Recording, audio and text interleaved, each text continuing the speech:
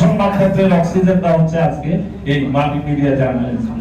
মাল্টিমিডিয়ার ভূমিকা জুলাই অভ্যুত্থানের সত্যিকারের মিডিয়ার ভূমিকা ছিল। যখন আমাদের ট্র্যাডিশনাল মিডিয়া সংবাদপত্র টেলিভিশন গুলো খুললেই দেখা যেত সবাইকে যারা আন্দোলনকারীদেরকে জঙ্গি সন্ত্রাসী হিসেবে চিহ্নিত করার জন্য হেন কসরত নয় একটি টেলিভিশনের পর্দায় তখন দেখা গেছে। সংবাদপত্রগুলো দু একটি বাদ দিলে বাকি সবাই তখনকার কোথায় গাড়ি পড়েছে, কোথায় ভবনের উপর কি হয়েছে, ওই ভবনের জন্য ইট পাথরের জন্য সংবাদপত্র এবং মিডিয়ার যে আহাজারি তার বিপরীতে সত্যিকারের আন্দোলনের চিত্র পাওয়ার জন্য মাল্টিমিডিয়াকে আমাদেরকে অবলম্বন করতে হয়েছে।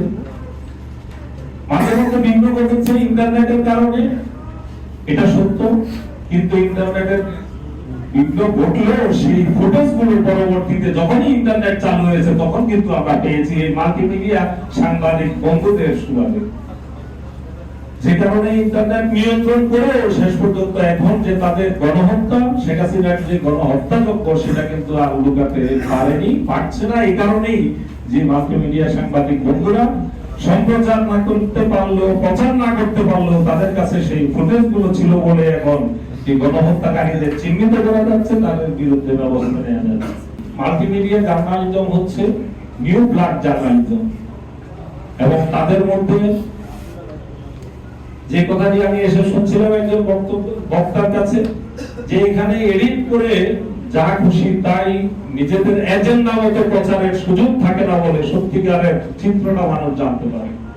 সর্বশেষ একটা চিত্র যদি দিই, গতকাল যে হোটেল ইন্টারকন্টিনেন্টালের সামনে যে ঘটনাটি ঘটেছে, এই ঘটনায় যদি মোবাইল জার্নালিজম বা মাল্টিমিডিয়া জার্নালিজম না থাকতো, আজকে আমাদের সংবাদপত্রগুলো যে ক্রাইম করেছে এই ঘটনাটিকে নিয়ে, এটা মানুষের সামনে উন্মোচন করা সম্ভব হতো না। তারা পেছন থেকে যখন একটি লাঠি ছুড়লো তাকে এসে নিবৃত্ত করার চেষ্টা করেছে বা ধরার চেষ্টা করেছে, কিন্তু তার সঙ্গে সঙ্গে তার উপর যেভাবে ঝাঁপিয়ে পড়লো, যেভাবে তার উপর হামলা করা হলো, তার আত্মরক্ষার চেষ্টাটি সমস্ত ভিডিওতে, এবং এটা সেই মাল্টিমিডিয়া জার্নালিস্ট যারা মোবাইল জার্নালিজমের সাথে আছেন তাদের সুবাদেই জাতির সামনে আজকে পরিষ্কার হয়েছে।